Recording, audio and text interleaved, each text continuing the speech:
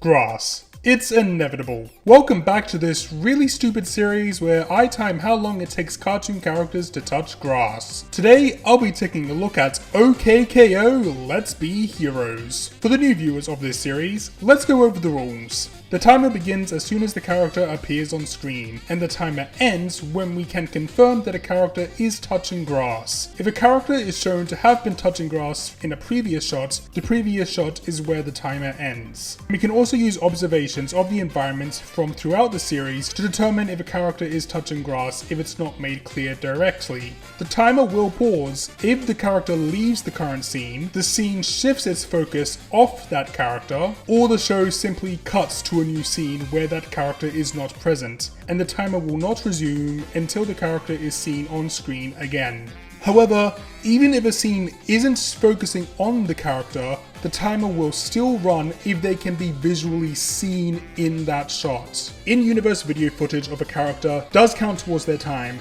however pictures do not. Also, any part of a character's body touching grass counts. This includes touching grass through the character's clothes, such as their shoes. And finally, intros and outros, as well as dream or fantasy sequences, do not add to the timer. And rules that need to be implemented specifically for today's video are that when it comes to the Boxmore bots, all their bodies will be counted together. These bots get blown up a lot. I'm just counting all the Daryls together, all the Shannons together, etc. And despite the rule of always running the timer if a character can be seen on screen, the random pieces of broken bots aren't enough to make the timer run, unless it's made clear that they're still conscious. Or online, I guess. And the freeze frames of the title and ending cards also will not add to character's time.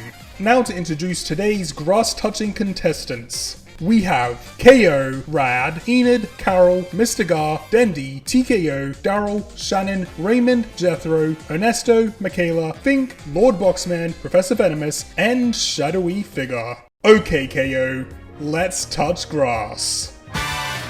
KO does decently. Lakewood Plaza Turbo doesn't have much grass, and he didn't touch any of it in episode 1. But very shortly into episode 2, he is seen lying down on some of the few patches of grass in the plaza, resulting in a time of 13 minutes and 25 seconds. Which unfortunately means he has the lowest score out of all the protagonists that we've talked about in this series so far. But that's just the beginning.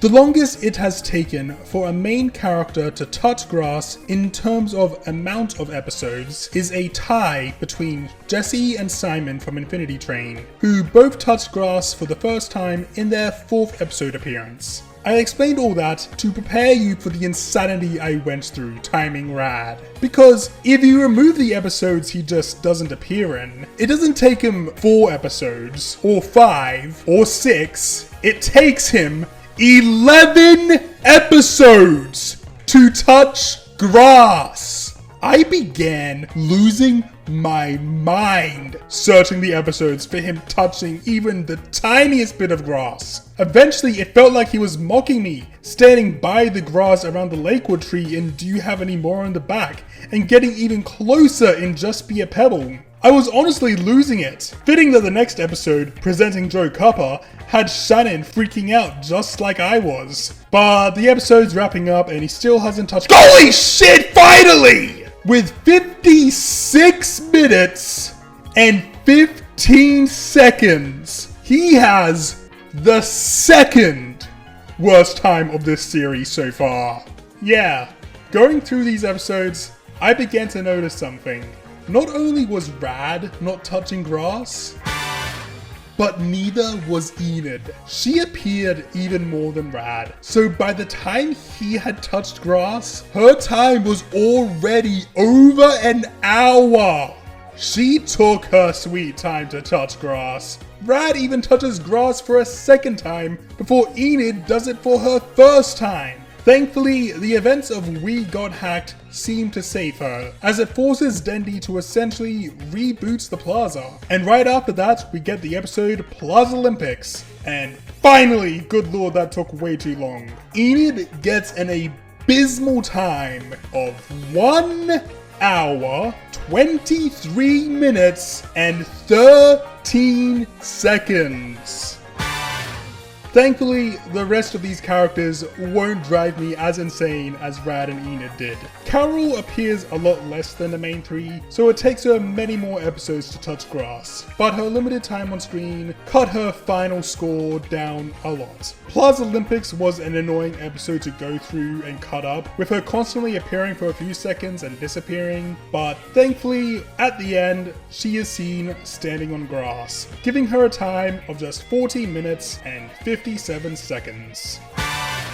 Enid and Rad really lowered expectations for the rest of the characters, because normally I'd say Eugene here took forever to touch grass, because, well, he did. But just like Carol and Enid, Plaza Olympics would see him touching grass for the first time, touching it at the same time as Carol. But due to having more screen time, his time ends at 20 minutes and 18 seconds.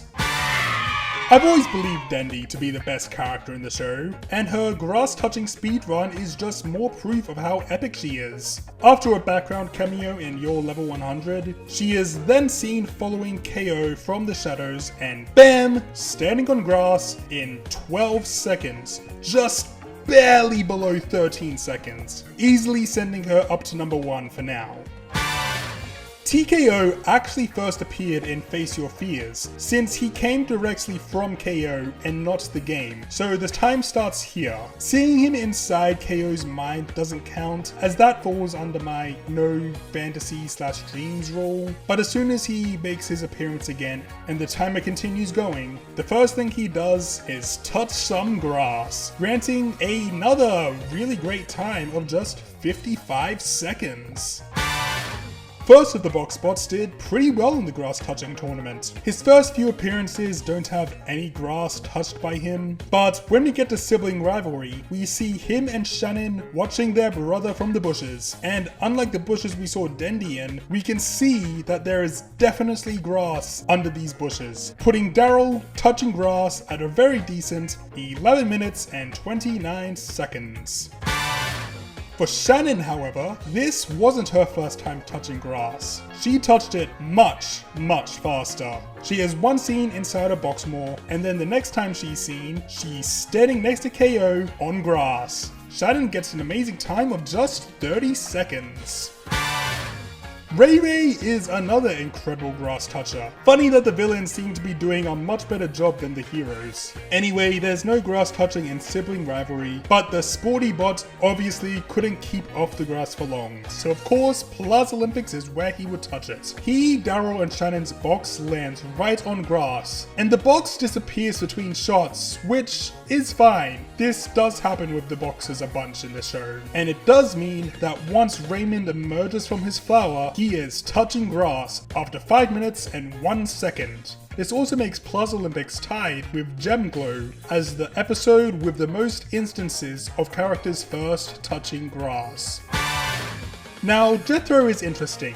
He has a little cameo in Let's Be Friends, and makes his proper debut in Jethro's All Yours. He fights KO a bit, and we later find out that he's touching grass off screen in 3 minutes and 3 seconds. How do we know this? Well, we know it's him causing this shaking in the trees. And here, we can see him turning left to face the bodega, meaning he wasn't coming from Boxmoor, but he was coming from the trees over here, trees that are surrounded by grass. Once again, that's a grass touching time of 3 minutes and 3 seconds. Ernesto takes noticeably more time to touch grass than his siblings, but I can excuse it, he's got shit to do as the Boxmoor business spot. His limited appearance means it takes him almost to the end of the show to touch grass. His tiny appearance in Let's Not Be Skeletons doesn't count towards his time, since that was all a dream. And once we reach Dendi's video channel, we get this shot of the box spots from above, showing that they are all on grass, including Ernesto, giving him a grass touching time of 18 minutes and 7 seconds. Just like her older brother, Michaela doesn't appear much, and doesn't touch any grass until Dendi's video channel, in that same scene of all the bots on grass. Her lack of appearances resulting in a grass touching time of just 10 minutes and 44 seconds. Fink is a gamer. Do I need to say more? She stands pretty close to some grass in Let's Get Shadowy, but that's about it. No grass touching from her. Boxy Boy touches grass real fast. It would only take him a few episodes to fall out of his hover desk thing in Your Level 100, and he is forced to run across some grass to get back to Boxmoor, touching grass in just 5 minutes and 48 seconds.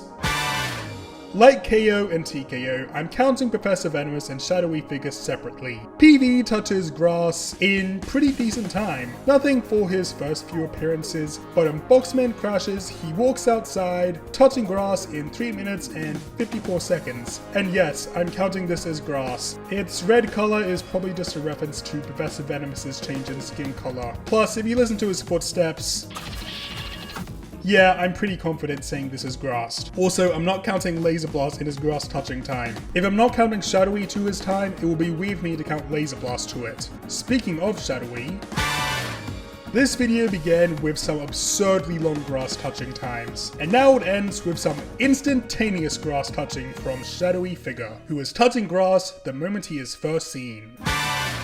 What a ride! Such a variety in how fast these characters touched grass. This was honestly the most fun I've had with one of these videos. Next time on the grass touching series, we'll be traveling to Phoenix Parks. How will the cast of Dead End Paranormal Parks stack up against the rest? My name's Dr. Lamington. Like and subscribe to make me smile. Thank you for coming, thank you for staying, and thank you for watching my video.